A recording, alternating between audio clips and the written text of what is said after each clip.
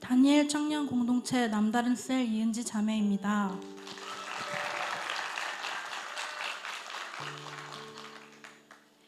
절망의 밑바닥에서 나를 건지시고 회복의 여정을 걷게 하신 하나님의 은혜를 간증할 수 있어 감사합니다. 저는 일남 이녀 중 13살, 12살 터울의 늦둥이 막내로 태어났습니다. 제가 태어나기 전부터 아빠는 엄마에게 폭력을 휘두르셨고 가정엔 소홀했습니다.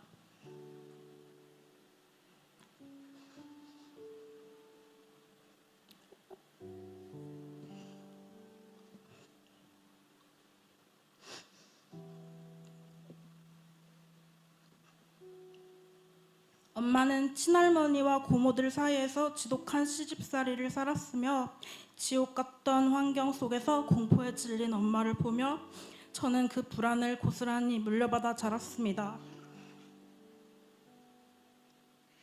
유치원생일 때 부모님의 이혼 후 친척집에 맡겨져 살았던 때가 있었는데 그때도 저는 정신적, 육체적 학대를 받으며 힘든 시간을 보냈습니다. 그리고 유치원 선생님의 실수로 놀이방에 혼자 남겨둔 채 밤늦게까지 갇히는 사건이 있었는데 그때 외로움과 공포는 아직도 저를 짓누르곤 합니다. 아빠의 재혼으로 새로 생긴 가정에서도 저는 행복하지 못했습니다. 홀로 가난하게 사는 그리운 친엄마를 한두 달에 한 번 만날 때면 애틋한 눈물에 상봉을 해야 했습니다. 계속되는 어려운 가정의 이런저런 이유들로 이사와 전학이 잦았고 초등학교만 6개 학교를 거쳐 다녔습니다. 중학생이 되어서는 꿈에도 그리던 엄마와 함께 살 수 있게 되었습니다. 그러나 엄마의 재혼으로 만난 새로운 가정에서도 저는 행복하지 못했습니다. 새아빠는 갑자기 돌변해 본색을 드러내어 알코올 중독과 폭력을 휘두르며 저와 엄마는 다시 죽음의 공포를 넘나드는 생활을 해야 했습니다.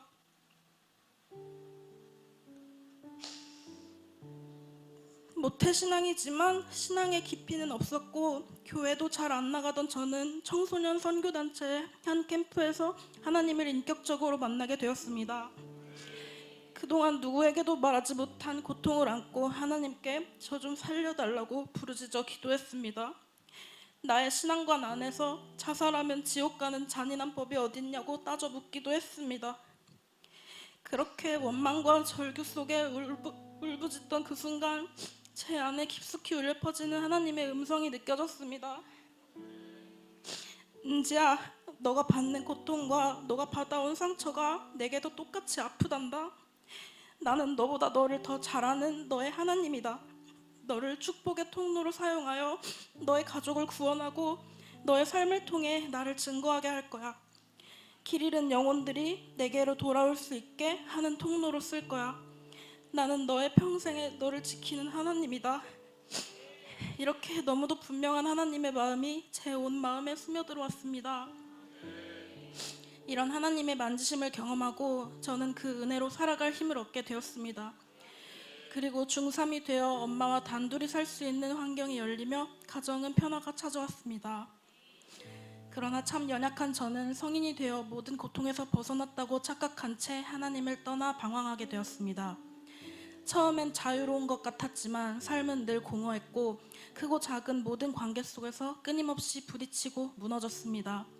하나님을 떠난 8년이라는 긴 시간 동안 어두운 터널을 걷던 저는 남자친구를 통해 공주에서 대구로 와서 우리 교회를 만나게 되었습니다. 정확하게 말하면 건강한 우리 교회를 만나 저의 신앙의 방황은 물론 복음의 능력을 깨달으며 인생의 방황도 끝이 나게 되었습니다. 우리 교회에서 드린 감격적인 첫 예배를 잊을 수가 없습니다. 성도님들의 따뜻한 환영과 셀가족들의 사랑의 돌봄과 섬김은 사람들로 인해 상처받고 삐뚤어져 있던 나의 마음을 조금씩 열어갔습니다. 좀 과한 게 아닌가 하는 생각이 들 때도 있었지만 시간이 지날수록 진심은 더 느껴졌습니다. 함께 공감하며 기도 제목을 나누고 기도할 수 있는 공동체로 하나님께서 나를 불러주셨다는 확신이 들었습니다.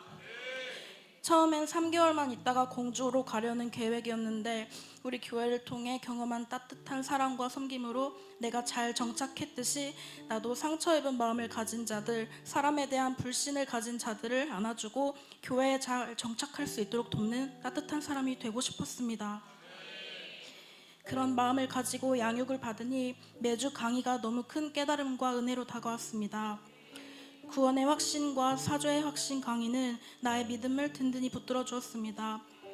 특히 날마다 지는 자범죄를 벗어내기 위해 죄와 피 흘리기까지 싸워야 한다는 말씀에서 나 혼자만의 힘으로는 안 되겠다는 생각이 들었습니다. 그래서 나를 붙들어줄 공동체, 우리 교회와 함께 있어야겠다는 생각을 더 하게 되었습니다. 그런 중에 참석한 첫 회복 캠프도 말로 다 표현할 수 없는 큰 은혜의 시간이었습니다. 저는 제 죄의 근원이 어린 시절 받은 상처로 기인한 것임을 깨닫게 되었습니다. 내가 왜 반복되는 죄와 잘못된 감정에 시달리는지, 예민하고 방어적인 이유가 무엇인지 알게 되었습니다. 조별 워크숍 시간에는 아직도 완전히 극복되지 않은 이 아픔을 드러내는 것이 두려웠습니다.